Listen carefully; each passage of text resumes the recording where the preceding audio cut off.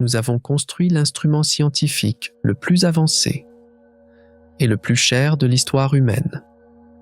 Une machine à remonter, le temps, d'une valeur de 10 milliards de dollars. Nous attendions de lui qu'il confirme les plus grands secrets de l'univers. Mais il nous a envoyé un seul message. Tout ce que vous saviez est faux. Ceci est un paradoxe.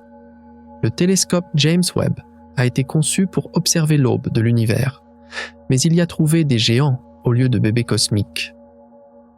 Des galaxies ayant atteint une masse de 100 milliards de soleils, alors que l'univers n'avait que 290 millions d'années. C'est une taille que la Voie lactée a mis 13 milliards d'années à atteindre. Les lois de la physique ne le permettent pas. Mais ce n'est pas là le plus choquant. Ces découvertes invalident 99% des modèles cosmologiques actuels. Si l'idée de voir comment notre plus grande réussite a créé notre plus grande crise te fait bouillir le sang, alors abonne-toi. Car tu vas voir comment l'œuvre de la vie d'un scientifique lauréat du prix Nobel pourrait s'effondrer. Es-tu prêt? On commence. Pendant des décennies, les cosmologistes pensaient savoir comment l'univers fonctionnait. Ils en étaient prompts sûrs. Ce n'était pas de l'arrogance. Car cette confiance avait été gagnée par des décennies d'observation, de calculs, Lagrange et de vérifications expérimentales, chaque pièce étant minutieusement assemblée. Le modèle qu'ils avaient construit portait un nom, lambda matière noire froide. Et c'était l'un des cadres scientifiques les plus réussis jamais construits. Mais, avant même que le télescope spatial James Webb ne se tourne vers le ciel, quelque chose était en train de saper cette confiance. Car Webb allait créer des fissures dans cette histoire cohérente que la science avait assemblée sur l'univers depuis 50 ans. Des fissures que personne ne savait comment combler. Maintenant, nous savons que cette histoire était incomplète. C'est pourquoi tu dois comprendre ce grand modèle à la base de tout. Lambda matière, noire, froide. C'était comme le manuel d'utilisation ultime de l'univers. Et ce qu'il disait, c'était que l'univers est composé de 3 ingrédients très inégaux. Seulement 5% de tout ce qui existe est de la matière ordinaire. Les atomes, les molécules, les choses qui composent les étoiles, les planètes, les océans et toi. Là, les 27% restants sont une chose appelée matière noire froide. Cette matière est invisible à la lumière. Son existence ne peut être détectée que par ses effets gravitationnels sur les galaxies qu'elle entoure. Elle forme donc le squelette de l'univers. Les 68% restants sont encore plus étranges. Une propriété de l'espace lui-même, appelée énergie sombre. Cette énergie dirige l'expansion accélérée de l'univers. Lorsque ces 3 composants sont réunis dans ces proportions exactes, ils reproduisaient presque tout ce que les astronomes pouvaient observer. Le modèle fonctionnait parfaitement. Mais le succès de ce modèle ne se limitait pas aux proportions. Sa véritable force résidait dans l'explication de la façon dont tout a commencé. Car ce modèle décrivait également comment la structure se formait. C'est ce qu'on appelle la formation hiérarchique de la structure. L'idée est simple. D'abord, petit. Ensuite, grand. Dans les premiers instants après le Big Bang, l'univers était une brume presque uniforme d'hydrogène et d'hélium. Mais il contenait de petites fluctuations de densité. La gravité a attiré ces fluctuations.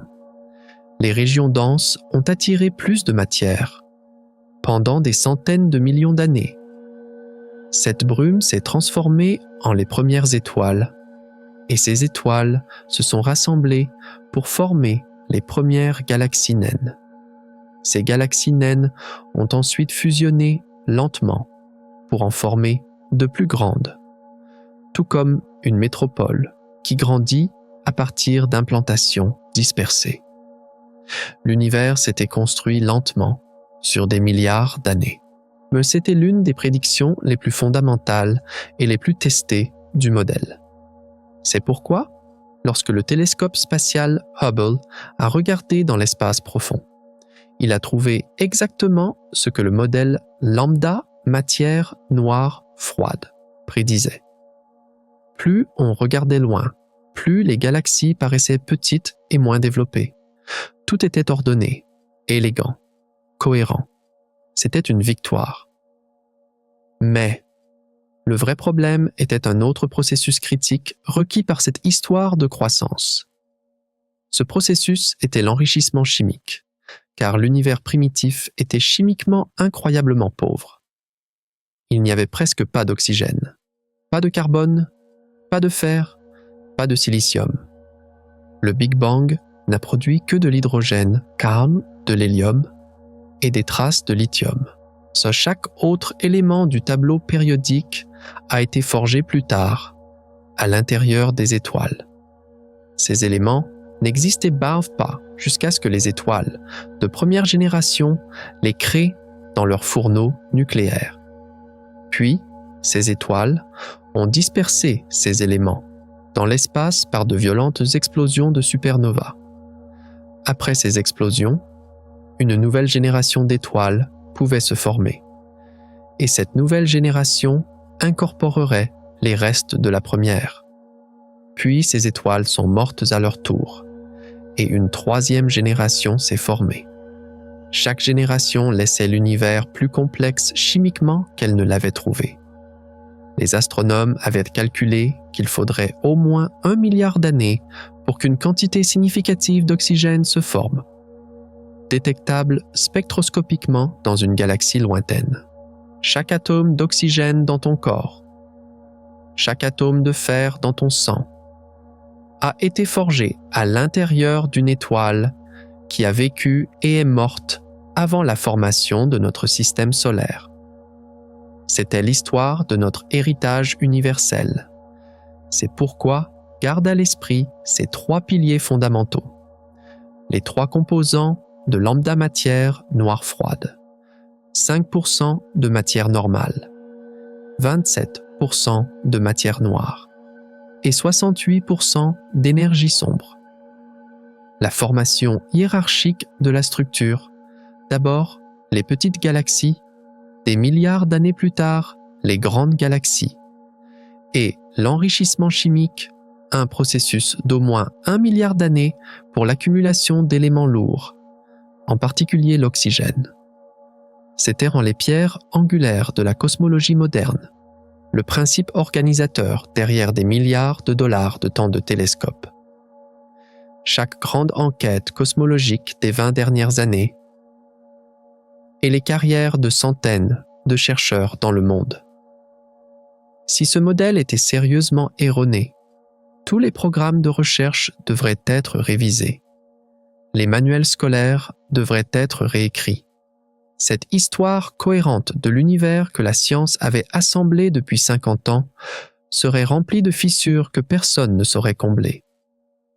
Alors, les messages que Webb allait décoder allaient-ils confirmer ce que les scientifiques croyaient déjà sur l'univers? Ou dirait-il quelque chose de beaucoup plus troublant? Le modèle standard était le fondement sur lequel reposait la cosmologie moderne. Et Webb, des mois avant même de commencer ses premières images scientifiques, était sur le point de marcher sur ce fondement. Et il pouvait le faire parce que Webb n'était pas un successeur de Hubble. Ce serait sous-estimer à quel point il était différent. Car Hubble voit principalement la lumière visible, le genre de lumière que l'œil humain peut percevoir. Mais Webb a été conçu pour voir plus ancien, plus faible, quelque chose que Hubble ne pourrait jamais atteindre. Il a été conçu pour voir la première lumière émise dans l'univers. Et cette lumière était si ancienne qu'il fallait un œil entièrement nouveau pour la capturer. Cet œil avait une vision infrarouge. Car, lorsque l'univers était jeune et que les premières galaxies se formaient, elles émettaient leur lumière dans les longueurs d'onde visibles et ultraviolettes. Mais, au cours des 13 milliards d'années et plus qui se sont écoulées depuis, l'univers s'est étendu. L'espace lui-même s'est étiré. Et en s'étirant, il a emporté ces ondes lumineuses avec lui. Il les a allongées des longueurs d'onde visibles au spectre infrarouge. C'est pourquoi, lorsque cette vieille lumière nous parvient, elle est totalement invisible à l'œil humain. Chaque appareil photo sur Terre, chaque télescope optique jamais construit ne peut la voir. Mais Webb le pouvait, car Webb a été spécialement construit pour recevoir ces messages. C'était un collecteur de lumière qui recevrait des messages envoyés avant que la Terre n'existe. Des messages étirés et affaiblis par un voyage de 13 milliards d'années. C'est pourquoi le télescope était une machine à remonter le temps. Et chaque machine à remonter le temps a besoin de conditions spéciales pour fonctionner. La condition de Webb, 13.6, était un froid extrême. Car pour voir dans l'infrarouge, un télescope doit être incroyablement froid. Toute chaleur, y compris la chaleur émise par la structure même du télescope, polluerait le signal. Les instruments devaient fonctionner à moins 233 degrés Celsius. C'est une température proche du zéro absolu, encore plus froid que le vide glacial entre la plupart des étoiles. Pour y parvenir, le télescope devait être protégé de toute source de chaleur, de notre Soleil, de la lumière réfléchie par la Terre et même de la chaleur de la Lune. La solution était une barrière thermique à 5 couches d'environ 21 mètres de long et 14 mètres de large. Elle était faite d'un matériau appelé Kapton. Chaque couche était aluminisée pour réfléchir la chaleur. Pensez-y comme la couverture spatiale la plus sophistiquée du monde. De la taille d'un court de tennis et aussi fine qu'un cheveu humain. Du côté faisant face au soleil, le bouclier absorbait une chaleur énorme. Tandis que du côté du télescope, la température chutait presque à zéro. Cette différence de température de plusieurs centaines de degrés se produisait sur seulement quelques mètres de film superposés. Mais, même cela n'était pas suffisant, car pour l'un des 4 instruments du télescope, même ce froid n'était pas assez. L'instrument infrarouge, moyen ou MIRI, cet instrument qui observe les plus longues longueurs d'onde de l'univers, et donc la lumière la plus ancienne, la plus décalée vers le rouge, nécessitait un refroidissement actif, un système de réfrigérateur intégré au vaisseau spatial. Ce système a été conçu pour abaisser ses détecteurs jusqu'à leur température de fonctionnement. C'était l'un des systèmes cryogéniques les plus avancés jamais envoyés dans l'espace. Tout cela a été conçu dans un seul but, capturer la lumière infrarouge, cette lumière ancienne. Mais, derrière tout ce système de refroidissement et ces instruments sensibles, il y avait le cœur du télescope. Et ce cœur était trop grand pour être lancé. Les ingénieurs ont donc conçu le miroir pour qu'il soit pliable. 18 pièces hexagonales, disposées en un noyau central, et 2 panneaux latéraux qui se repliaient vers l'intérieur comme les ailes d'un oiseau contre son corps. Toute la structure se repliait en une forme compacte pour tenir à l'intérieur de la fusée Ariane 5 et se déployait dans l'espace après le lancement. Rien de tel n'avait jamais été tenté à cette échelle. Un miroir de 6,5 mètres ne pouvait pas tenir dans la coiffe d'une fusée. Tu te souviens de cette histoire d'univers ordonné, lent et prévisible que racontait lambda matière noire froide? Les preuves que Webb apporterait seraient des coups portés en plein cœur de cette histoire. Maintenant, tu comprends non seulement les théories, mais aussi pourquoi le matériel de Webb était si révolutionnaire.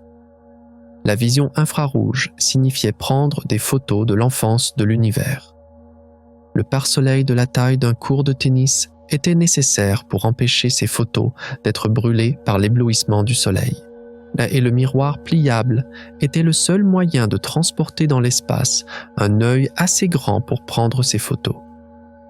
Toutes ces merveilles technologiques étaient réunies dans un seul but: regarder le début de l'univers. Mais ce qui nous intéresse maintenant, ce ne sont pas les théories. Ce qui nous intéresse, c'est ce que Webb a réellement vu lorsqu'il a tourné ce miroir doré vers le passé le plus sombre. Car lorsque le télescope fut prêt et que les premières données arrivèrent, les scientifiques allèrent voir que l'univers ne donnait pas les réponses attendues. Alors, qu'ont-ils trouvé? Et comment ces découvertes ont-elles pulvérisé cette théorie qui semblait si parfaite? Et quand cette première image est arrivée, tout a changé. 12 juillet 2022, la Maison-Blanche a organisé un événement. Le président des États-Unis se tenait devant un écran et il a révélé au monde la première image scientifique officielle du télescope spatial James Webb. Ce que le monde a vu a coupé le souffle. Un champ de milliers de galaxies, chacune d'une couleur différente, chacune d'une forme différente, des spirales, des ellipses et des taches déformées. Cela couvrait une si petite parcelle du ciel que si vous tendiez le bras et teniez un grain de sable, il couvrirait toute la région. Chaque point de lumière sur l'image n'était pas une étoile. Chaque point de lumière était une galaxie contenant des centaines de milliards d'étoiles. Car cette image remontait plus loin dans le temps, Kais, plus profondément que n'importe quelle photo de l'histoire. Mais, pour certains, ce n'était pas une célébration. C'était le début d'une inquiétude, car dans les bureaux de recherche, certains astronomes regardaient ces premières images avec une inquiétude croissante. Parmi eux, Garth Illingworth, un astronome de l'Université de Californie à Santa Cruz. Illingworth étudiait les galaxies lointaines depuis des décennies, et il savait mieux que quiconque à quoi ces galaxies devraient ressembler. Selon tous les modèles Kalakas, les galaxies les plus anciennes devaient paraître petites. Elles devaient être irrégulières, faibles, car l'univers à cet âge n'avait pas eu assez de temps pour construire quelque chose de plus grand, Sismès. Ce qu'Illingworth et d'autres voyaient dans les données de Webb ne ressemblait pas à ça. Certains de ces objets étaient étonnamment grands, étonnamment brillants. Dans les conversations privées entre chercheurs, un mot revenait sans cesse: faux. Richard Ellis, un cosmologiste de l'University College London et l'un des astronomes observationnels les plus respectés en vie, a été parmi les premiers à le dire publiquement.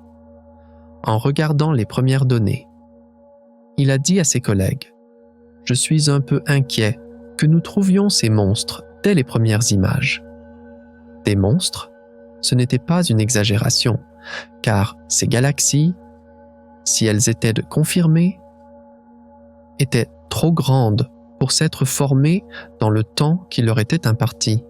Elles violaient la chronologie de l'histoire cosmique, de la même manière qu'un chêne adulte issu d'un gland planté, la semaine dernière, violerait toute explication.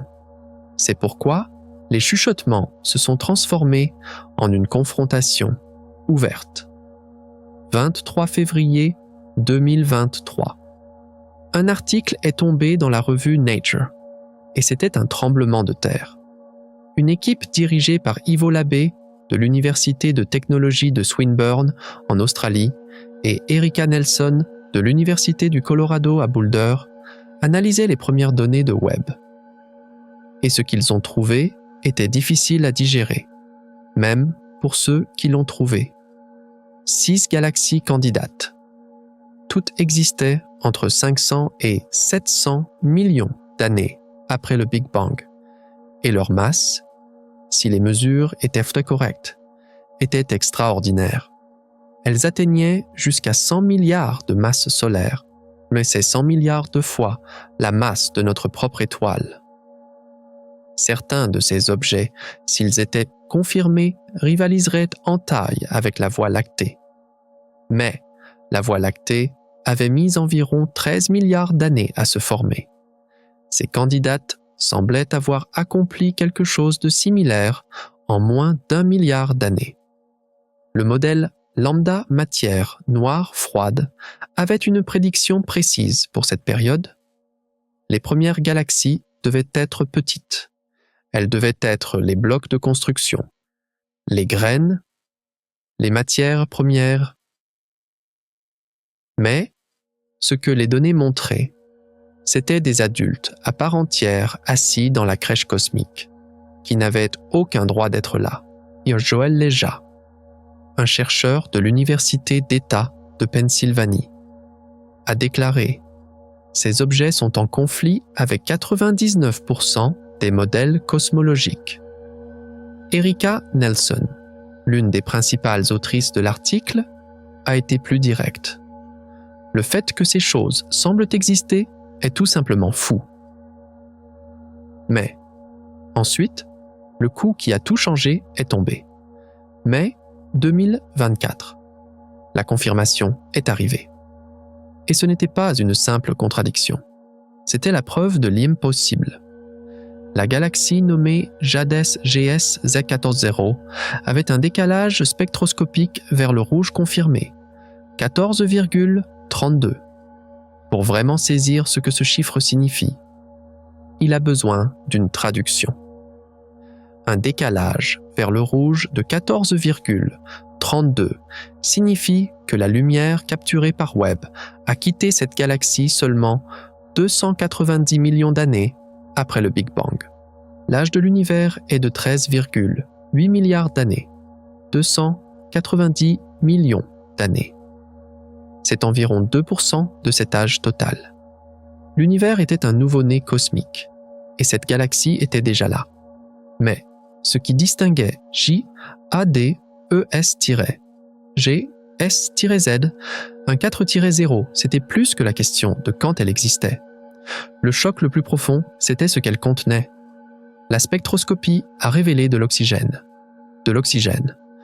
Pour que cet élément existe, une galaxie doit avoir abrité au moins une char, probablement plusieurs générations d'étoiles. Ces étoiles doivent naître, vivre toute leur vie et mourir violemment. Le modèle standard plaçait ce processus à un minimum de 1 milliard d'années. JADES-G-S-Z, un 4-0, le faisait en 290 millions d'années. Et Stefano Carneani, qui a dirigé l'analyse, a clairement exprimé la difficulté. Comment la nature peut-elle créer une galaxie si brillante, grande et massive, en moins de 300 millions d'années? Ce n'était pas une question rhétorique. Lui et ses collègues n'avaient vraiment pas de réponse, car c'était une découverte qui brisait les règles. Il y avait donc maintenant des monstres. Il y avait un modèle à 99% qui ne pouvait pas les expliquer. Et maintenant, il y avait une galaxie confirmée, hors du temps, avec une quantité impossible d'oxygène à l'intérieur. Chaque découverte, même seule, mettait à l'épreuve le cadre cosmologique. Mais, ensemble, elles peignaient une image cohérente. L'univers avait mûri beaucoup plus tôt que les scientifiques ne le pensaient, beaucoup plus rapidement. Mais la science ne s'effondre pas sous la pression, elle riposte, et dans les mois qui ont suivi, les arguments sont venus, durs et rapides. La contre-attaque des sceptiques avait commencé, car il y avait des raisons valables de penser que ces mesures pouvaient être fausses. Peut-être que les estimations de décalage vers le rouge étaient erronées. Peut-être que ces objets n'était pas aussi éloigné ou massif qu'il le paraissait. Mais personne ne pouvait prédire que cette attaque, ironiquement, au lieu d'éliminer le problème, le rendrait encore plus aigu. Car en éliminant certains candidats, ceux qui restaient étaient peu rendus inexplicables par tout contre-argument. Car l'attaque des sceptiques, exactement comme la science est censée fonctionner, avait éliminé les candidats les plus faibles. Les décalages vers le rouge photométrique étaient des estimations. Mais la spectroscopie n'est pas une estimation, c'est une confirmation. Car la spectroscopie recherche les empreintes chimiques dans cette lumière. Et lorsque vous calculez de combien cette empreinte a été décalée, vous mesurez avec certitude à quelle distance se trouve la galaxie. C'est pourquoi les galaxies qui ont passé l'examen spectroscopique tout au long de 2023 étaient moins nombreuses que les candidates originales. Mais elles étaient réelles. Les contre-arguments ne pouvaient plus les expliquer. Les galaxies confirmées n'étaient pas des valeurs aberrantes aux limites de ce que les modèles pouvaient supporter. Mais selon les chercheurs, elles étaient vraiment anormales. Elles se situaient dans des régions de l'espace des paramètres où aucune galaxie ne devrait exister, si le modèle standard était correct. Et puis, un miracle cosmique est arrivé.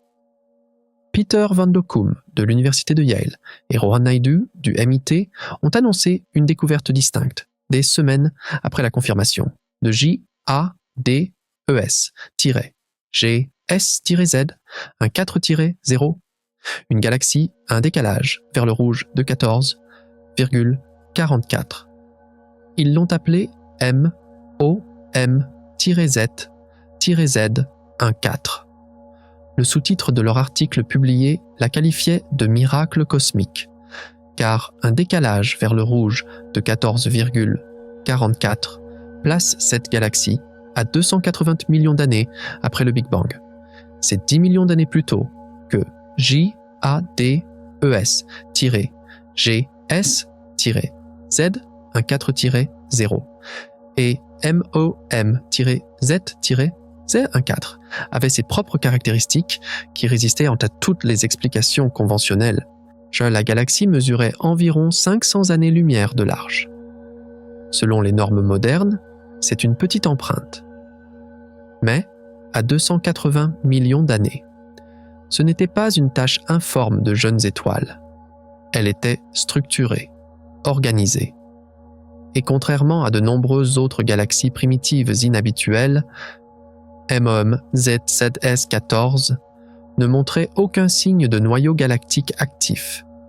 Il n'y avait pas de trou noir énergétique gonflant sa luminosité apparente. La lumière provenait entièrement des étoiles. Le scénario de formation hiérarchique de lambda était clair. Les grandes galaxies structurées ne se forment pas tôt. Elles se forment tard. Et MOM-Z-Z14 violait cela à tous les niveaux. Pensez aux requins. Les requins nagent dans les océans de la Terre depuis environ 450 millions d'années. Cette galaxie était plus jeune que les requins. Mais elle montrait déjà la complexité structurelle et la signature chimique que le modèle standard prédisait qu'il faudrait des milliards d'années pour développer. Et puis est venue une lumière qui ne devrait pas exister. JADES-GS-Z13-0 est une galaxie avec un décalage vers le rouge de 13,0. Cela la place à 330 millions d'années après le Big Bang. C'était déjà un domaine où lambda matière noire froide était en difficulté. Mais ce qui a arrêté les astronomes, ce n'était pas seulement le décalage vers le rouge, c'était le type de lumière que la galaxie émettait. Il existe une longueur d'onde ultraviolette spéciale appelée rayonnement Lyman alpha. C'est une lumière qui devrait nous être complètement invisible dans l'univers primitif, car le cosmos primitif était rempli de gaz d'hydrogène neutre. en une brume épaisse s'étendant sur des milliards d'années-lumière. Et cette brume est extraordinairement efficace pour une chose en particulier: absorber le rayonnement Lyman alpha. Les photons, à cette longueur d'onde, entrent dans la brume et disparaissent simplement. Un signal que la brume aurait dû engloutir atteignait nos détecteurs. Kevin Heinlein de l'Université de l'Arizona, l'un des chercheurs qui a analysé les données, l'a dit clairement: nous n'aurions vraiment pas dû trouver une telle galaxie. Cette phrase porte tout le poids de ce que la détection signifiait. D'une manière ou d'une autre, la lumière était passée. Cela signifiait que la rayonisation de l'univers avait commencé beaucoup plus tôt que ne le calculaient les cosmologistes. Mais l'un des chocs les plus troublants n'était pas une nouvelle découverte, c'était la chute d'un ancien record. Et cela révélait ce qui avait été mal compris. Avant le lancement de James Webb, Hubble avait marqué l'histoire avec une découverte qui semblait impossible. Les astronomes avaient détecté une seule étoile à un décalage vers le rouge de 6,2, ce qui la plaçait à environ 12,9 milliards d'années-lumière. C'était l'étoile individuelle la plus éloignée jamais résolue. Ils l'ont appelée Earendel. La détection avait été rendue possible grâce à la lentille gravitationnelle. La presse l'a qualifiée de record, qui ne serait pas battu pendant des années. Mais, ensuite, James Webb a regardé Earendel. Ce que le télescope a trouvé n'était pas ce que Hubble avait laissé entendre. Le profil de luminosité et la signature spectrale d'Earendel, analysée avec la résolution bien supérieure de Webb, correspondaient à la signature d'un amas d'étoiles. Un groupe dense de centaines ou de milliers d'étoiles individuelles. À ces distances et résolutions, elles se fondaient en un flou qui ressemblait à un seul point de lumière. Le record de l'étoile individuelle la plus éloignée jamais observée pourrait appartenir à un objet qui n'était pas une étoile unique. Si les meilleurs instruments et les esprits les plus prudents peuvent regarder directement quelque chose et mal en identifier la nature fondamentale, alors chaque observation devient une question. Des galaxies impossibles, une lumière impossible et des records mal identifiés, mal. La première année scientifique de Webb avait ébranlé, une à une, les certitudes au cœur de la cosmologie. Mais toute cette crise a commencé avec le fonctionnement de la machine la plus complexe et la plus audacieuse de l'histoire de l'humanité.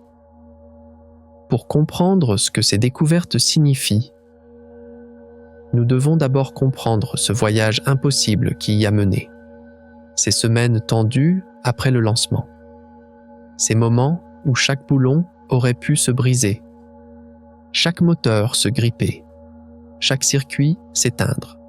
29 jours, 344 points de défaillance unique, et le risque de devenir l'épave la plus chère de l'histoire de l'humanité. Car, lorsque Webb a été lancé, rien n'était encore terminé. Tout. Mais, ce début fut une chaîne de miracles, Panktuk, c'est-à-dire que le début de la science de Webb dépendait de la réussite de la série de manœuvres la plus complexe et la plus dangereuse de l'histoire de l'humanité. Ralentissons maintenant, car pour comprendre ces découvertes choquantes, il faut d'abord comprendre comment cette incroyable machine fonctionnait et comment les scientifiques lisaient ces données. C'est un voyage au cœur et à l'âme du télescope, et tout a commencé avec 29 jours de tension.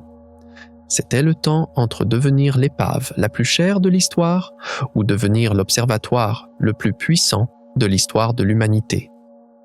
C'est pourquoi le mécanisme dont nous devons parler, avant tout, c'est le déploiement du télescope lui-même. C'était un origami complexe qui s'est déroulé dans l'espace. et cet origami avait exactement 344 points de défaillance unique, c'est-à-dire 344 moments où une seule erreur mécanique, un seul loquet tenace aurait pu mettre fin définitivement à la mission. La séquence de déploiement a commencé immédiatement après le lancement. Il n'y avait pas de temps pour célébrer. Quelques minutes après la séparation de la fusée, les panneaux solaires se sont ouverts. Puis est venue l'antenne à gain élevé, nécessaire pour que la mission communique à pleine bande passante. Celles-ci se sont déployées proprement. Mais le vrai cauchemar ne faisait que commencer. Le pare-soleil. Cette structure immense et vaporeuse, pliée en une pile compacte pour le lancement, devait être tirée, tendue et séparée en 5 couches distinctes. Chacune devait être tendue sur un cadre de la taille d'un court de tennis, si l'opération impliquait des centaines d'étapes mécaniques individuelles. Des moteurs enroulaient des câbles, des flèches se déployaient, des membranes se lissaient. Tout accrochage, tout enchevêtrement, tout moteur tirant trop ou pas assez de courant aurait pu transformer le bouclier en une épave inutile. L'équipe a regardé pendant 5 jours le bouclier se déployer, une progression angoissante à la fois, et ça a marché. Puis vint le miroir secondaire. Ensuite, les 2 panneaux latéraux du miroir principal devaient pivoter vers l'extérieur depuis leur position repliée. Chaque charnière devait tourner à l'angle exact, puis se verrouiller en permanence. Car il n'y avait pas de mécanisme pour les réarticuler s'ils n'allaient pas assez loin. Les contrôleurs ont annoncé que chaque loquet s'était enclenché. Et à ces moments-là, tout le monde savait que, contrairement à Hubble, il n'y avait pas de plan B pour Webb. Le miroir de Hubble avait été lancé avec un défaut, mais des astronautes étaient allés le réparer. Webb n'avait pas un tel filet de sécurité. Il était seul. Mais, même après le déploiement du télescope, comment ces découvertes choquantes ont-elles été confirmées? Cela nous amène au deuxième mécanisme critique, la différence entre le décalage vers le rouge photométrique et le décalage vers le rouge spectroscopique. C'est la différence entre une estimation et une preuve. Et au cœur de toute cette crise se trouve cette distinction. Le décalage vers le rouge photométrique. C'est comme deviner l'âge de quelqu'un à partir d'une photo floue. Si vous regardez la couleur générale et la luminosité de la galaxie, et vous faites une déduction sur sa distance en fonction de son apparence rouge. La poussière à l'intérieur de la galaxie peut absorber la lumière bleue et la réémettre en rouge, la faisant paraître plus éloignée qu'elle ne l'est réellement. Ou un noyau galactique actif peut gonfler la luminosité, faisant paraître un objet plus massif qu'il ne l'est.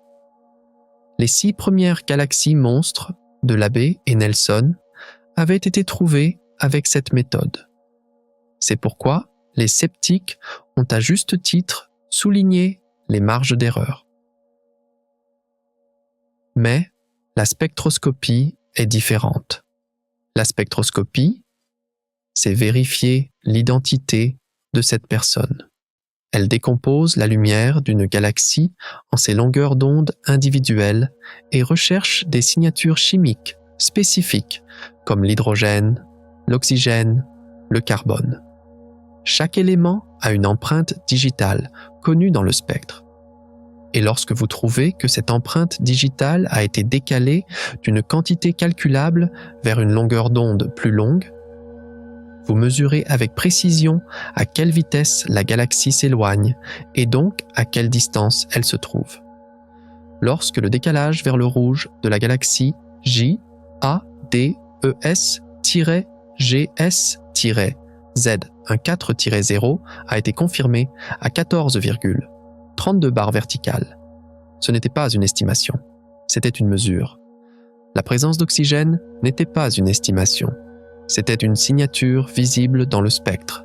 C'est pourquoi les confirmations spectroscopiques ont tout changé.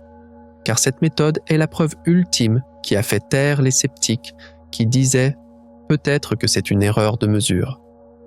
Et cela nous amène au troisième, peut-être le plus fondamental des mécanismes,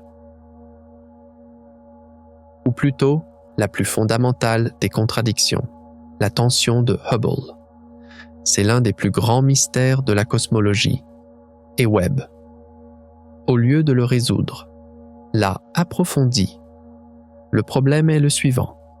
Nous avons deux méthodes principales et extrêmement fiables pour mesurer la vitesse d'expansion de l'univers.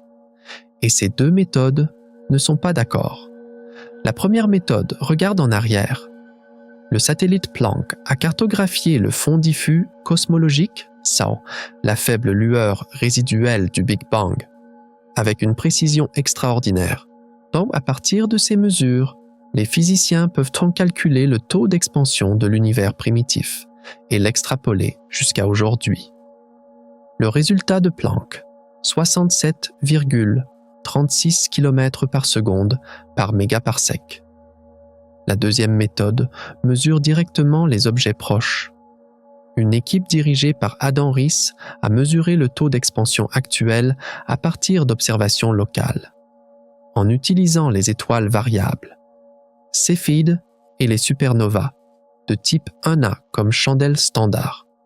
Leur résultat, 73,04 km par seconde par mégaparsec. La différence est d'environ 5 à 6 km par seconde par mégaparsec. Cela peut sembler petit, mais ça ne l'est pas. La signification statistique de l'incohérence a atteint le niveau de 5 sigma. En physique des particules, 5 sigma est le seuil officiel pour annoncer une découverte. Inversement, un désaccord de 5 sigma entre deux mesures de la même quantité est le seuil officiel pour dire que quelque chose est sérieusement, probablement, fondamentalement erroné.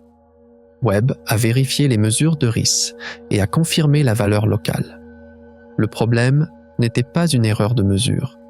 C'est pourquoi Riess lui-même a déclaré « La seule chose qui reste est la possibilité réelle et passionnante que nous ayons mal compris l'univers. Car cela signifie que deux méthodes fiables mesurant une propriété fondamentale de l'univers racontent deux histoires différentes sur l'univers. Alors, qu'avons-nous ? Un mécanisme complexe qui s'est déployé sans erreur dans l'espace. Un système de vérification d'identité spectroscopique qui a transformé les estimations en preuves irréfutables. Et deux mesures solides de la vitesse d'expansion de l'univers qui se contredisent obstinément. Ces mécanismes expliquent comment nous avons détecté les anomalies et pourquoi nous devrions leur faire confiance. Mais la vraie question se pose maintenant. Quels pourraient être les processus physiques fondamentaux qui créent ces anomalies ? Les scientifiques explorent maintenant des voies théoriques extrêmement inconfortables, mais tout aussi excitantes, oscillant entre sauver le modèle lambda matière noire, froide lui-même, ou l'abandonner. Et la première de ces voies est le maillon le plus faible du modèle. Et le maillon le plus faible du modèle, c'était ses premiers instants. C'est pourquoi les scientifiques débattent maintenant de trois voies de solution principale, chacune brisant le modèle actuel d'une manière ou d'une autre. La première solution se concentre sur la résolution de la tension de Hubble. Elle est appelée énergie sombre précoce. C'est une sorte de kit de réparation que les théoriciens ont développé pour le modèle lambda matière noire froide. La logique est la suivante. Ce désaccord tenace entre le taux d'expansion mesuré à partir du fond diffus cosmologique et celui mesuré à partir des galaxies proches pourrait être théoriquement résolu si l'univers primitif contenait une forme d'énergie supplémentaire. ce serait quelque chose qui n'a existé que pendant une courte période, juste avant la formation des premiers atomes. Une brève vague d'énergie propulsive qui a légèrement accéléré l'expansion seulement dans les 380 000 premières années, puis a complètement disparu sans laisser de traces. Si cette vague avait existé, les mesures du fond diffus cosmologique donneraient une constante de Hubble légèrement différente. Et une fois que vous tenez compte de ce coup de pouce initial, cela se réconcilierait avec les mesures locales plus élevées. La tension disparaîtrait. Le modèle survivrait. Mais la question difficile était, quelqu'un a-t-il déjà détecté l'énergie sombre précoce? Non. Il n'y a aucune preuve directe de son existence. Il n'y a pas de signature prédite vérifiée dans les données. L'énergie sombre précoce est dérivée du vide entre deux chiffres qui refusent de s'accorder. C'est une hypothèse inventée pour préserver un cadre existant. C'est pourquoi le modèle nécessite désormais 3 composants distincts et non détectables. La matière noire, 27%, l'énergie sombre, 68%, et l'énergie sombre précoce. Et cela amène le modèle à un point où il est très difficile de le falsifier. Mais il existe un autre mécanisme, beaucoup plus radical, et ce mécanisme remet en question le squelette du modèle, c'est-à-dire la matière noire. En 1983, un physicien nommé Mordea et Milgrom a proposé un cadre qu'il a appelé la dynamique newtonienne modifiée, ou monde en abrégé. Au lieu d'ajouter de la matière invisible, il a proposé de modifier la loi de la gravité elle-même. Plus précisément, il a suggéré qu'à de très faibles accélérations, bien inférieures à ce que nous expérimentons dans le système solaire, la gravité ne suit pas la loi en carré inverse de Newton. Elle diminue plus lentement. En conséquence, les régions extérieures des galaxies ressentent une attraction gravitationnelle plus forte que ce que prédit la dynamique newtonienne standard. Et cela ne nécessite aucune matière noire. Les vitesses de rotation des galaxies sont si rapides par rapport à leur masse visible qu'elles devraient normalement se disloquer. Le modèle standard explique cela avec la matière noire. Mais Monde dit que ce n'est pas nécessaire. Les anomalies de rotation des galaxies dans les études sur l'univers primitif observées par Webb. Des problèmes comme l'incapacité des simulations de matière noire à reproduire le nombre et la masse des premières grandes galaxies peuvent être expliqués naturellement dans le cadre de Monde. Cela ne signifie pas que Monde est correct. Il a ses propres problèmes non résolus. Mais une théorie qui a été tenue à l'écart des cercles scientifiques pendant 40 ans est soudainement et indéniablement revenue sur la table. James Webb n'a pas confirmé Monde. Mais il a forcé la cosmologie à cesser de prétendre que cette alternative n'existait pas. Et le troisième mécanisme est peut-être le plus créatif. Et cette idée commence par une question simple. Et si l'univers n'avait pas attendu la mort des étoiles pour construire ses premiers trous noirs? C'est l'hypothèse des trous noirs primordiaux. L'histoire standard de la formation des trous noirs commence avec la mort d'une étoile. Une grande étoile épuise son carburant, la gravité l'emporte et le noyau s'effondre. Mais Webb continue de trouver des trous noirs supermassifs dans les premières époques de l'univers, qui sont trop grands pour cette histoire. L'hypothèse des trous noirs primordiaux offre un début radical. Quelques secondes après le Big Bang, l'espace n'était pas lisse. Il était rempli de régions de densité extrême. Or, les scientifiques théorisent que partout où les fluctuations de densité dépassaient un seuil critique, la gravité aurait pu vaincre la pression extérieure de l'univers naissant et effondrer ces régions directement en trous noirs. Pas besoin d'étoiles, pas besoin d'attendre des millions d'années. Ces trous noirs primordiaux auraient existé presque depuis le début. Leur masse aurait pu varier de fractions de grammes à des millions de fois la masse de notre étoile. Si les plus grands trous noirs primordiaux ont existé assez tôt et en nombre suffisant, ils auraient servi d'échafaudage gravitationnel.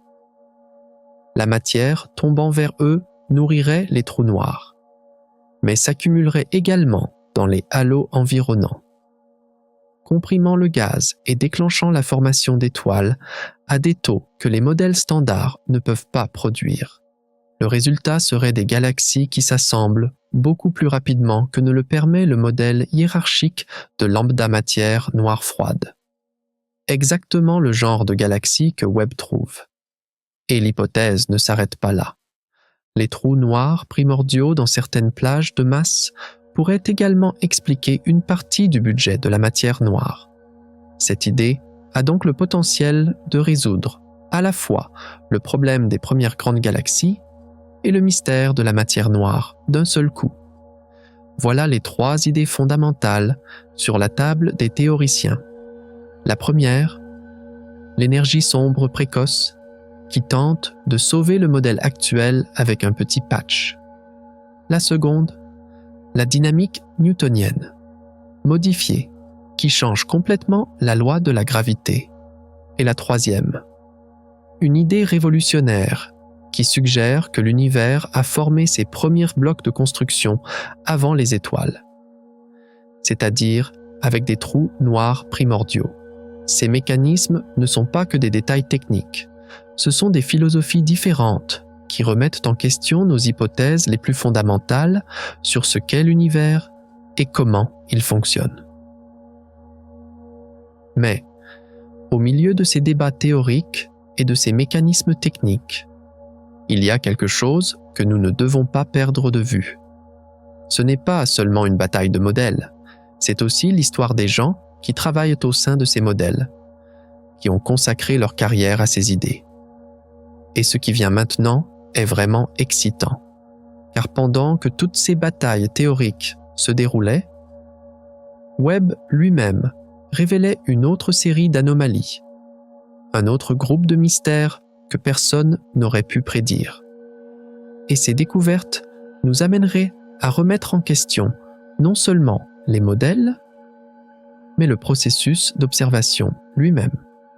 Car Webb nous montrerait que parfois, nous ne pouvons pas croire ce que nous regardons.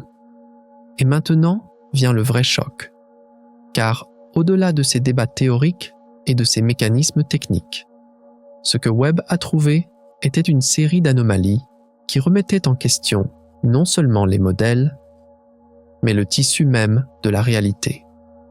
Maintenant, le tempo s'accélère, et beaucoup, car c'est le point culminant de l'histoire. C'est le moment où les fondations de la cosmologie sont ébranlées. Là, c'est là que la science demande. Avons-nous tout compris de travers? Et c'est le moment où le télescope le plus puissant de l'histoire de l'humanité dévoile un par un les secrets les plus troublants de l'univers. Sois prêt, car ce qui vient maintenant, ce ne sont pas seulement des découvertes, ce sont des tremblements de terre. Tremblement de terre 1. Les petits points rouges. Leurs noms sont simples. Mais, eux-mêmes sont des énigmes cosmiques. Lorsque les premières images du champ profond de Webb sont arrivées, ces nouveaux objets sont apparus. Ils étaient dispersés dans l'univers primitif, regroupés dans le premier milliard d'années de l'histoire cosmique. Ils étaient petits, brillants et très en traits rouges, et ils ne correspondaient à aucune catégorie existante.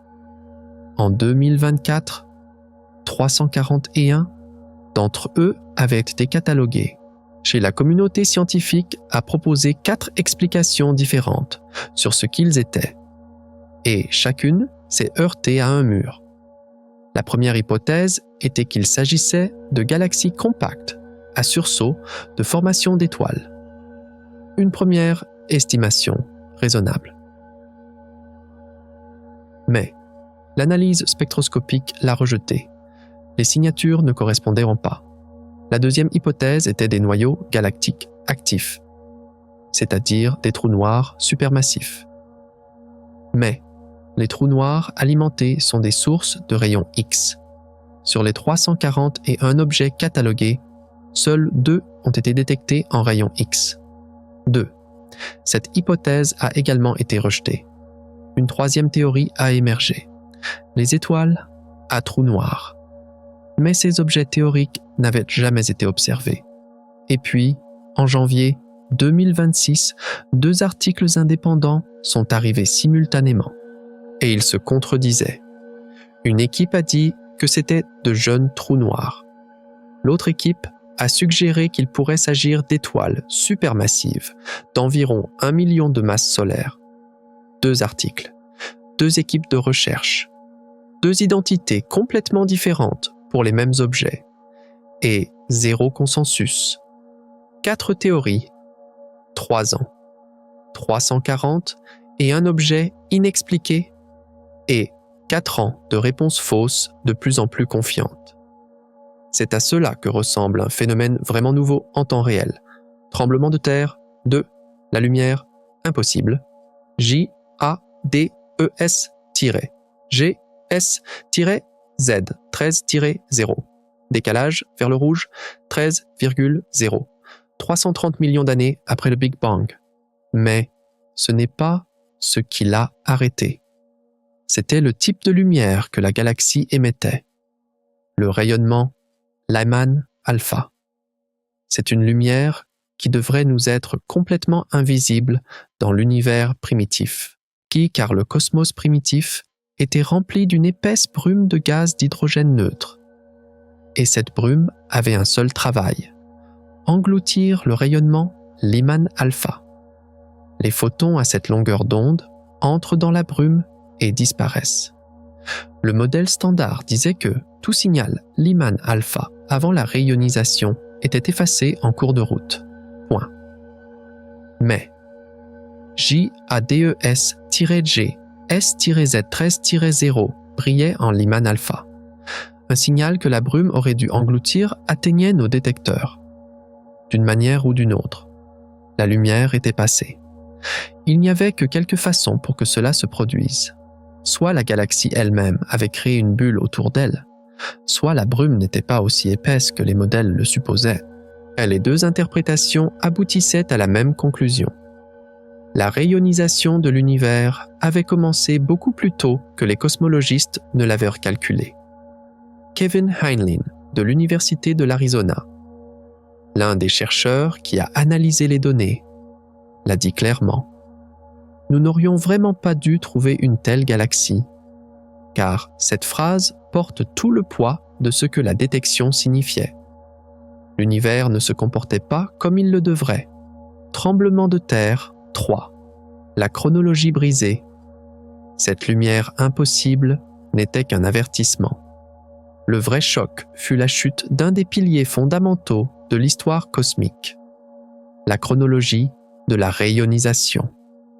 C'était la grande transition où l'univers est sorti des âges sombres pour devenir transparent. La chronologie établie disait que la rayonisation avait commencé environ 400 à 500 millions d'années après le Big Bang et était essentiellement terminée après 1 milliard d'années. Ce n'était pas une estimation, c'était une donnée établie à partir de décennies d'observation, confirmée par les données du satellite Planck, et considérée comme l'un des piliers chronologiques les plus solides du modèle standard. Les observations de Webb ont pulvérisé cette chronologie. Un article publié en 2024 y a mis un chiffre. La rayonisation s'était terminée environ 350 millions d'années plus tôt que ne le prévoyaient les modèles. 350 millions d'années. Mais l'article allait plus loin, et c'était une déclaration de guerre scientifique. L'article disait directement « La chronologie de lambda matière noire froide, même avec des corrections exotiques, ne peut tout simplement pas accommoder les observations combinées de James Webb et de Planck. » Ce dernier point est important. Les auteurs ne disaient pas que le modèle avait besoin d'un ajustement. Ils disaient que la chronologie du modèle était en désaccord avec l'observation à un niveau que les ajustements ne pouvaient pas combler. Charlotte Mason, de l'Université de Copenhague, a décrit la réaction dans le domaine de manière caractéristique. Tout le monde devenait fou. Tremblement de terre 4, la direction de l'univers. Mais tout cela ne concernait que le quand de l'univers. La question vraiment troublante était le quoi de l'univers. Et la réponse pointait dans une direction. Le principe cosmologique stipule que l'univers à des échelles suffisamment grandes est isotrope et homogène. Il a la même apparence dans toutes les directions. Il n'a pas de direction privilégiée. Ce principe est le fondement mathématique de la cosmologie moderne. Et les données de Webb suggèrent que ce fondement pourrait être fissuré. Les astronomes ont analysé les directions de rotation des galaxies les plus anciennes dans l'enquête JADES. Et les chiffres étaient étranges. On s'attendrait à une distribution aléatoire dans l'univers JAXA avec environ la moitié tournant dans le sens des aiguilles d'une montre et l'autre moitié dans le sens inverse. Le rapport devrait être de 1 pour 1. Mais, parmi les galaxies les plus anciennes observées, environ 2/3 semblaient tourner dans le sens des aiguilles d'une montre, selon un rapport de 2 pour 1. Si ce résultat est confirmé, les conséquences sont sérieuses. Cela signifie que l'univers a hérité d'un biais directionnel du Big Bang. Le cosmos aurait une mémoire. Il aurait littéralement une orientation. Cela signifie que le Big Bang n'était pas parfaitement symétrique, et cela signifie que la cosmologie, malgré toute sa précision, fait des calculs sur un fondement qu'elle supposait plat. Cette anomalie n'est pas seulement un élément de la liste. Elle remet en question la validité même du cadre théorique utilisé pour analyser toutes les autres anomalies de la liste. Et le plus grand des tremblements de terre, la crise. Au sommet de toutes ces crises, le chiffre le plus fondamental s'est brisé. La constante de Hubble. C'est l'un des plus grands mystères de la cosmologie. Et Webb, au lieu de résoudre ce mystère, l'a transformé en crise. Le problème est le suivant. Nous avons 2 méthodes principales et extrêmement fiables pour mesurer la vitesse d'expansion de l'univers. Et elles ne sont pas d'accord. Le satellite Planck, qui regarde la lumière de l'univers primitif, dit 67,36. L'équipe d'Adam Riess, qui regarde les étoiles et supernovae proches, dit 73,04. La différence est au niveau de 5 sigma. C'est trop grand pour être une coïncidence statistique. Et Webb a vérifié les mesures de Riess. Résultat, 72,6. Il a confirmé la valeur locale. Le problème n'était pas une erreur de mesure. Le problème était dans l'univers lui-même. Si Daniel Skolnick de l'Université Duke a répondu directement au résultat. La tension de Hubble est maintenant une crise de Hubble. Le lauréat du prix Nobel, Adam Riess, lui-même est allé plus loin. La seule chose qui reste est la possibilité réelle et passionnante que nous ayons mal compris l'univers. 2 méthodes indépendantes, 2 mesures correctes, un univers et 2 réponses différentes. La crise est réelle et non résolue. C'est comme si 2 horloges fiables mesurant une propriété fondamentale de l'univers indiquaient des heures différentes. Le problème n'est pas dans les horloges. Le problème pourrait être dans le temps lui-même. Voilà les décombres. Les petits points rouges. une lumière impossible, une chronologie brisée, un univers avec une direction et une constante brisée. Ce n'est pas une seule anomalie. C'est une douzaine d'incohérences provenant de différentes équipes de recherche sur différents continents, avec différentes méthodologies et toutes pointant vers la même conclusion. Mais qu'ont trouvé les scientifiques sous ces décombres? Car ce n'était pas une fin, c'était un début. C'était le début de la période la plus sombre, mais la plus excitante de la cosmologie. Car chacune de ces anomalies était une flèche pointant vers quelque chose de nouveau. Et suivre ces flèches nous mènerait aux secrets les plus profonds de l'univers. Car ces découvertes n'ont pas seulement détruit le connu, elles ont aussi ouvert la porte de l'inconnu.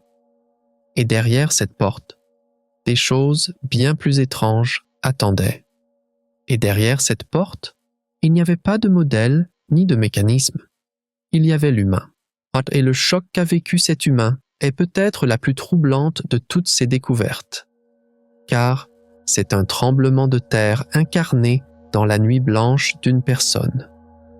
Alison Kirkpatrick, professeure d'astronomie à l'Université du Kansas. Elle a consacré sa carrière à l'étude des galaxies dans l'univers primitif. Elle a été formée dans le cadre de lambda matière noire froide. Elle l'a enseigné à ses étudiants. Elle a basé son programme de recherche sur ses prédictions. Elle était la représentante d'une génération de cosmologistes. Et puis, en 2023, Kirkpatrick a prononcé cette phrase. « En ce moment, je me retrouve à rester éveillé à 3 heures du matin, me demandant si tout ce que j'ai jamais fait était faux. » Cette phrase avait une signification différente pour les scientifiques que pour le grand public.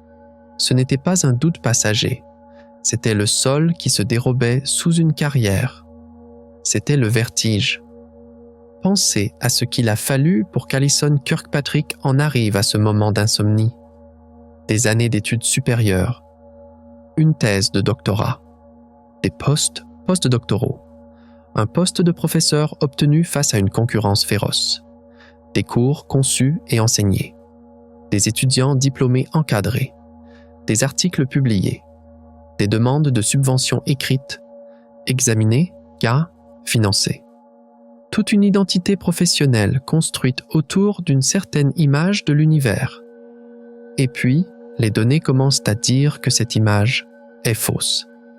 Ce n'est pas seulement un ego blessé, c'est la désorientation de découvrir que la carte que vous utilisez ne correspond pas au terrain. C'est un poids qui s'abat sur les épaules d'une génération de scientifiques. Et ce poids est venu avec les données qui ont tout changé. Mais c'était aussi autre chose. Kirkpatrick a dit qu'à côté de cette anxiété, elle a ressenti quelque chose d'inattendu, de l'enthousiasme. Car si la carte est fausse, le terrain était plus intéressant que quiconque ne le savait. Et cet enthousiasme a conduit à l'exhumation de quelque chose d'autre sous les décombres. Quelque chose qui était enterré depuis 40 ans. C'était la résurrection d'une théorie. C'était le retour du prophète oublié de la cosmologie, Mordechai Milgrom, en 1983. Il a publié un article proposant quelque chose de radical. Il essayait d'expliquer une observation incomprise à l'époque. Les galaxies tournaient trop vite pour leur masse visible. L'explication standard était que la matière noire invisible fournissait une gravité supplémentaire, Proteimase. Milgrom a proposé autre chose. Au lieu d'ajouter de la matière invisible, il a proposé de modifier la loi de la gravité elle-même. Il a dit qu'à de très faibles accélérations, la gravité se comporte différemment. Et c'était la dynamique newtonienne modifiée, ou monde. Pendant les 40 années suivantes, la cosmologie grand public l'a largement ignorée, car lambda matière noire froide était extraordinairement réussie. Monde a été relégué aux marges des cercles scientifiques. Mais, ensuite, James Webb est arrivé. Et Webb a changé les calculs. Les anomalies de rotation des galaxies, le nombre et la masse des premières grandes galaxies, la crise de la rayonisation. Tous ces problèmes étaient des problèmes pour le cadre de la matière noire. C'était SAT. Mom prédisait naturellement certains d'entre eux, sans avoir besoin de particules hypothétiques recherchées depuis des décennies, mais jamais trouvées. Cela ne signifie pas que Monde est correct. Mais SETS, une théorie qui était dans le désert scientifique depuis 40 ans, est soudainement revenue sur la table. Des chercheurs à qui on disait autrefois qu'ils perdaient leur temps étaient maintenant invités à collaborer. Et cela signifiait que les dynamiques sociales de la science avaient échoué pendant 40 ans.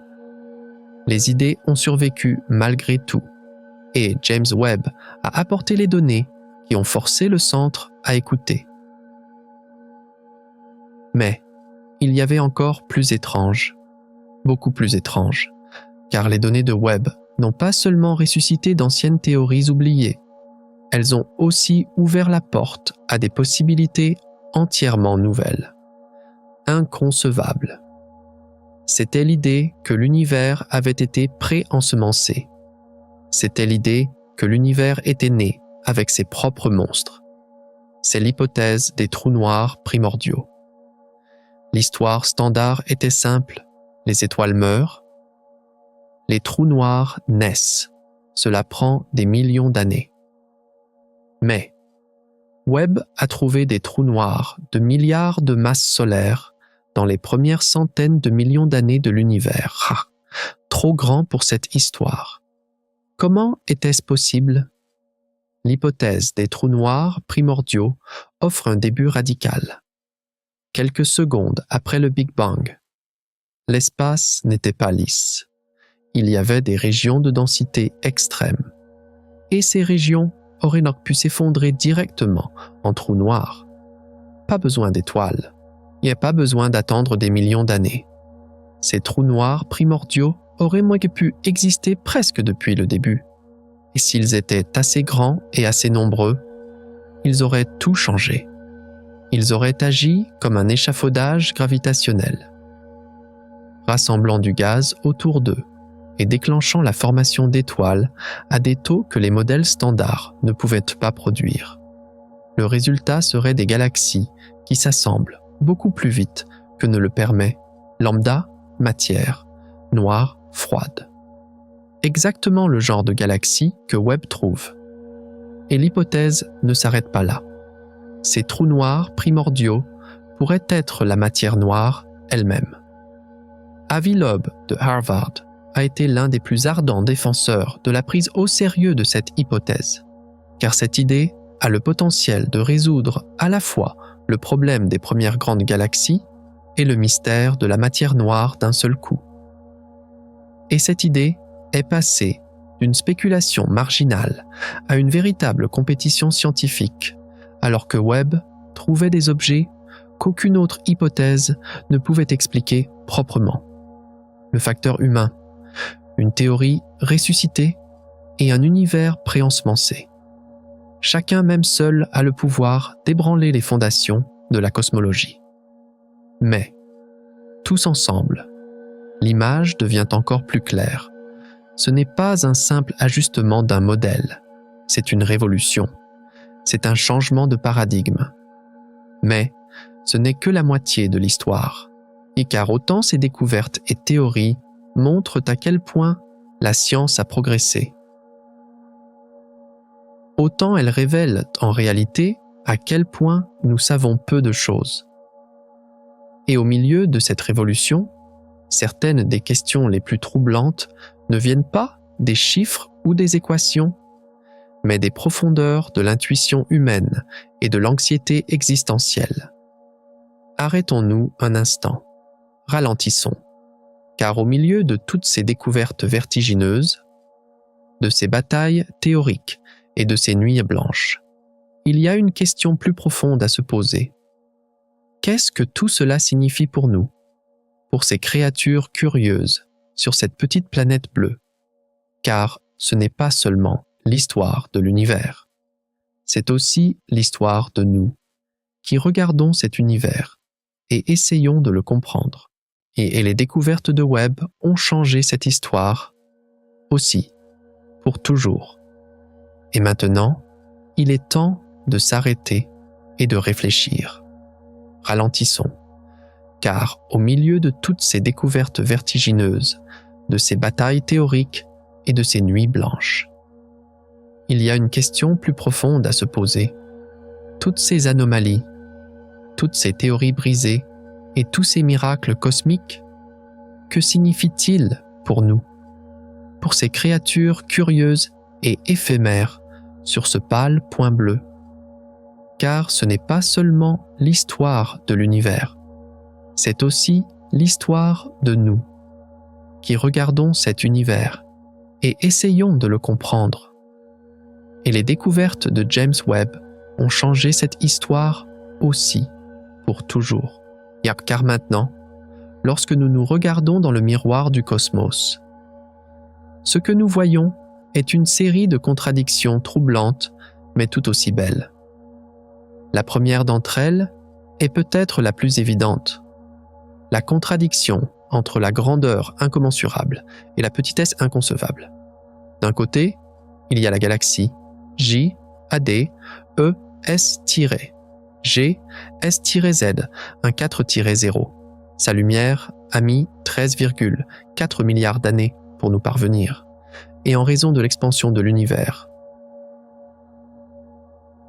Sa distance réelle actuelle est d'environ 33 milliards d'années-lumière de nous. Ce n'est pas une distance que l'esprit humain peut concevoir, c'est juste un chiffre. De l'autre côté, il y a toi, une conscience dans un corps d'environ 1,7 mètres. Regardant ce chiffre avec une espérance de vie de 80 ans. L'univers abrite des centaines de milliards de galaxies, et chaque galaxie, des centaines de milliards d'étoiles. Dans cette immensité inimaginable, tu n'es qu'une parmi des milliards de personnes sur une petite planète tournant autour d'une étoile ordinaire dans un bras ordinaire de la Voie lactée. Comment ces deux réalités peuvent-elles exister en même temps? Comment pouvons-nous avoir un rôle si petit sur une scène aussi gigantesque? Dès le lancement de chez eux, certains sont même morts avant de voir la première lumière du télescope. Leurs courts instants, la passion et le travail qu'ils ont mis dans ces moments, ouvrent maintenant une fenêtre sur l'éternité. Cette nuit blanche d'Alison Kirkpatrick, cette crise existentielle d'un instant, inspire maintenant des milliers d'étudiants. Nos vies courtes donnent un sens à l'univers lui-même, car sans nous, toute cette beauté, toute cette complexité, toute cette épopée ne serait qu'un bruit silencieux résonnant dans le vide. Nous sommes le moyen par lequel l'univers témoigne de lui-même, raconte sa propre histoire et s'émerveille de sa propre existence. Et ce n'est pas une si mauvaise mission pour une existence d'un instant. Tu fais partie de cet instant. Toi aussi, tu as une existence qui dure le temps d'un clin d'œil dans ce calendrier cosmique. Mais il y a tant de choses dans cet instant. Quoi est ton premier amour, ta première déception, ce sentiment indescriptible en regardant un coucher de soleil, ce moment de triomphe lorsque tu as atteint un objectif. Ces moments ne sont pas moins précieux que les milliards d'années d'histoire de l'univers, car ils sont ton univers, et tu es la somme de ces moments. Ce que Webb nous rappelle, ce n'est pas seulement l'âge de l'univers, mais aussi la valeur de notre instant. Car quand cet instant sera terminé, il ne restera que les échos que nous aurons laissés. Tout comme la lumière de ces galaxies lointaines, nous sommes donc à la fois immenses et insignifiants. Nous existons pour un instant et nous témoignons de l'éternité. Ces contradictions forment la base de notre condition cosmique. Mais il manque encore une pièce au puzzle. C'est peut-être la plus humaine, donc c'est la contradiction entre la connaissance et l'ignorance, la puissance et la fragilité. Car Webb ne nous a pas seulement montré les secrets de l'univers, il nous a aussi montré les limites de notre propre esprit. Et ce que nous avons trouvé à ces limites était aussi surprenant et troublant que ces galaxies lointaines. Car parfois, la plus grande découverte, c'est de découvrir à quel point on sait peu de choses. Et la réflexion la plus douloureuse, mais la plus honnête de cette contradiction, de cet état de savoir et de ne pas savoir, était peut-être cachée dans la nuit blanche d'un seul scientifique. Car, lorsque nous entrons par cette porte philosophique que Webb a ouverte, la troisième grande contradiction que nous rencontrons est cette ligne fine entre la certitude et la confusion. Mais d'un côté, il y a notre effort pour construire l'instrument le plus précis et le plus sensible de l'histoire de l'humanité.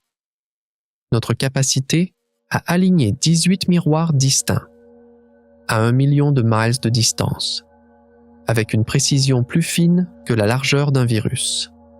C'est le monument le plus concret de notre foi en la certitude, le contrôle et la connaissance.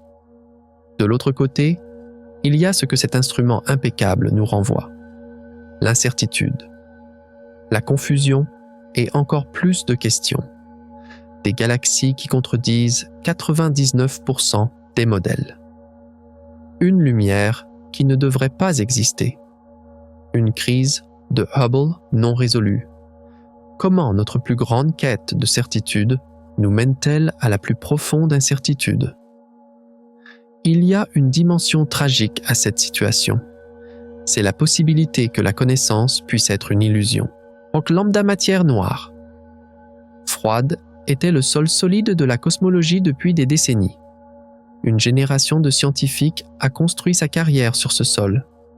Et maintenant, ce sol tremble. L'anxiété de minuit d'Alison Kirkpatrick n'est pas seulement un doute personnel. C'est la douleur d'un esprit qui ressent la secousse d'un paradigme. C'est comme un explorateur qui a passé des années à mémoriser une carte pour soudainement réaliser que la carte a été entièrement mal dessinée. Ce n'est pas seulement perdre une information, c'est le risque de perdre la foi en l'information. C'est faire face au fait que même ce en quoi nous avons le plus confiance n'est qu'une structure temporaire qui peut être renversée par la prochaine meilleure observation. Mais il y a aussi une beauté incroyable dans cette confusion. Car si la carte est fausse, cela signifie qu'il y a un tout nouveau continent à découvrir. Si la certitude est une illusion, cela signifie que la curiosité et la découverte ne finiront jamais. La science n'est pas l'accumulation de réponses. La science est l'art de poser de meilleures questions. Et Webb nous a donné les meilleures questions de l'histoire. Cette nuit blanche de Kirkpatrick n'est pas l'agonie d'une fin, mais la douleur d'un début. C'est le moment le plus sain de la science, car quand un domaine peut se demander « Avons-nous tout compris de travers ?», ce domaine a vraiment commencé à apprendre quelque chose. C'est le passage de l'arrogance à l'humilité, de la certitude à l'émerveillement.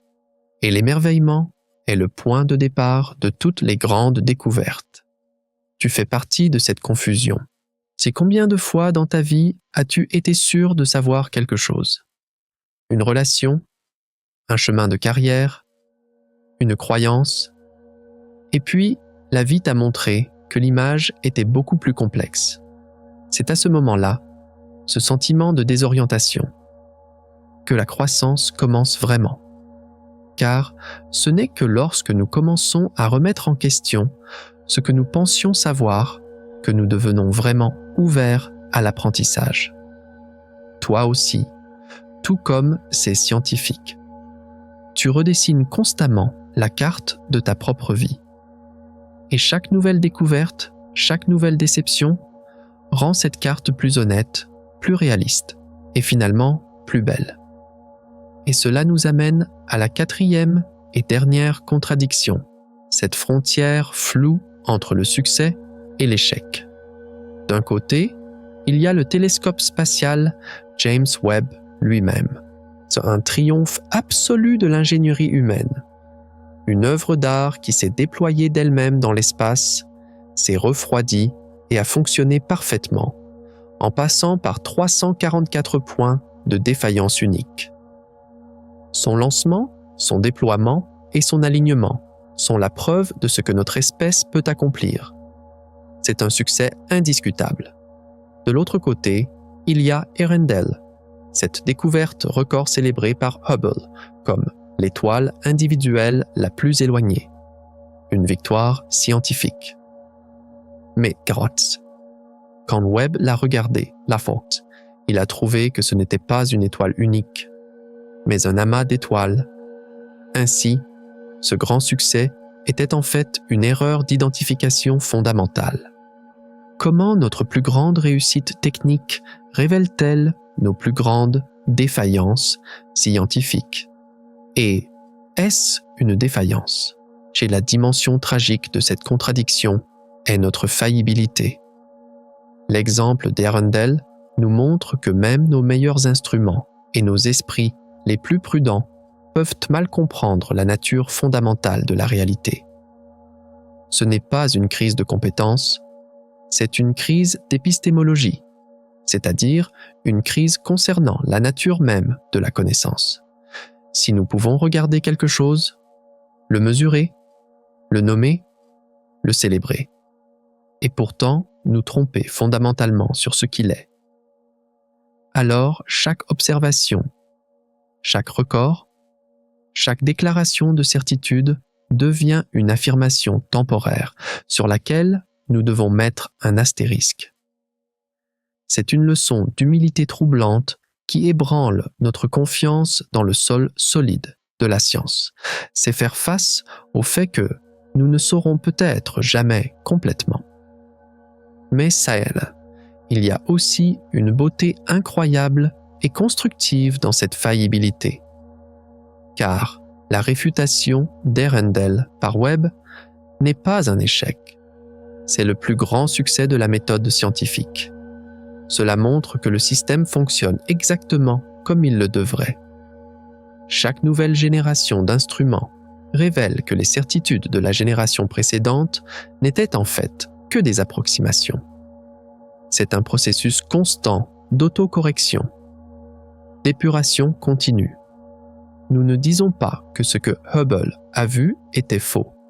Ce que Hubble a vu était la meilleure observation possible avec la technologie de l'époque.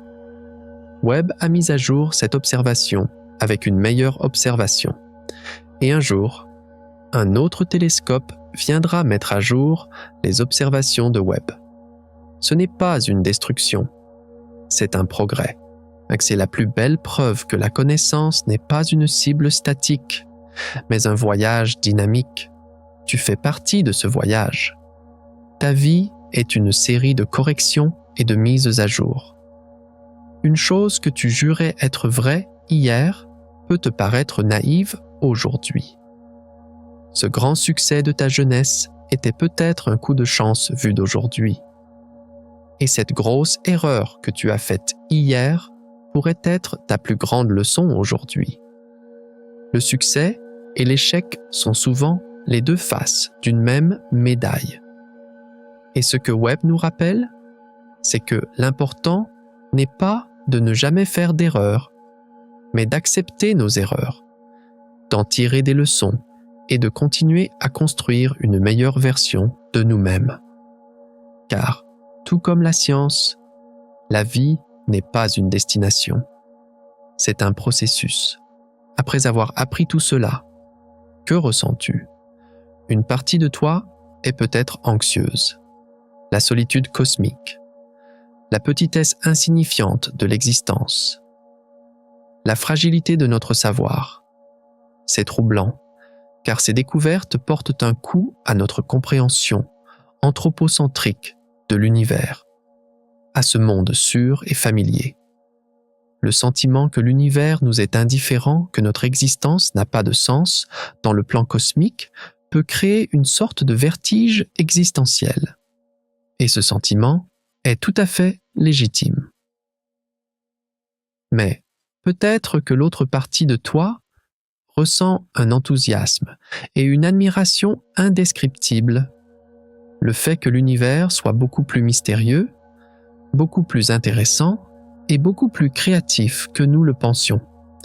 L'appel excitant de l'inconnu, l'existence de tout nouveau monde à découvrir et de toutes nouvelles questions à répondre. C'est aussi revigorant. Et ce sentiment est aussi tout à fait légitime. Et les deux sont vrais, car le cadeau que Webb nous a fait, c'est ce double sentiment. À la fois la connaissance humble de notre insignifiance et la fierté indescriptible de posséder cette conscience miraculeuse capable de questionner l'univers au sein de cette insignifiance. Nous sommes à la fois le grain de poussière et les plus grands explorateurs à l'intérieur de ce grain de poussière. Et ainsi, nous approchons de la fin de ce voyage philosophique. Nous avons navigué entre les contradictions de notre petitesse et de notre grandeur, de notre existence éphémère et de notre curiosité infinie, de notre savoir et de notre ignorance, de nos succès et de nos prétendus échecs. Et nous savons maintenant que ces contradictions ne sont pas des défauts. Elles sont le portrait cosmique de ce que nous sommes en tant qu'humains. Le voyage marque une pause ici. La vitesse de ces découvertes vertigineuses a laissé place à une contemplation tranquille. La question que nous devons nous poser maintenant n'est pas « qu'avons-nous trouvé ?» La question que nous devons nous poser maintenant est « que ferons-nous de tout cela ?» Car cette connaissance ne doit pas rester uniquement dans les laboratoires des scientifiques. Cette connaissance est une opportunité de comprendre qui nous sommes et quelle est notre place dans cet univers. Et ce miroir doré, dans le silence et le froid, continue de collecter la lumière la plus ancienne de l'univers, pour nous envoyer de nouvelles questions, de nouvelles contradictions et de nouveaux miracles. Dans ce voyage, nous avons regardé les coins les plus reculés de l'univers avec Webb. Mais il y a quelque chose que je ne vous ai pas dit. Même si nous ne pouvons pas dépasser la vitesse de la lumière, nous pouvons la tromper. En courbant l'espace-temps, en ouvrant un trou de verre, en dansant avec les lois de la physique, sans les briser. Dans notre prochain voyage, nous explorerons les possibilités impossibles au-delà de la vitesse de la lumière et les théories du moteur de distorsion.